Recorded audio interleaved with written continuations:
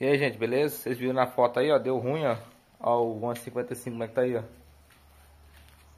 Tá tampado aqui, ó. Foi desmontar todinho o trator, tava fazendo barulho na caixa. E eu até esqueci de fazer um vídeo pra vocês do barulho que tava fazendo, né? Principalmente na primeira e na ré. Você acelerava, você viu que tava roncando e a primeira tava até escapulindo se você andasse um tempo com ela. Mas tava roncando assim, um barulho fino, alto, não tem?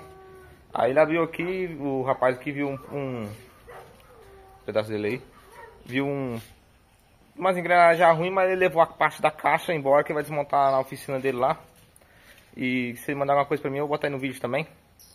Mas passou já da hora de fazer a revisão desse trator. Tem uns anos já que tinha que abrir ele assim pra dar uma revisada em tudo, né? Que nem a marcha começou a roncar esse ano passado, 2023, né? Tô em 2024 agora. E aí agora demos um jeito pra chamar alguém pra vir abrir. E tá aí. Ver agora quanto que vai dar tudo e quanto vai dar de valor. Se vocês quiserem a parte 2 aí do trator, quando estiver montado aí, quanto que saiu pra mexer nele, o que tinha dado, só falar com a gente que nós faz, beleza? E é isso daí. Que nem falei, tem que fazer revisão, tá fazendo barulho, tem que ver o que é, pode ser pior se esperar, né? Deixa o like aí no canal aí.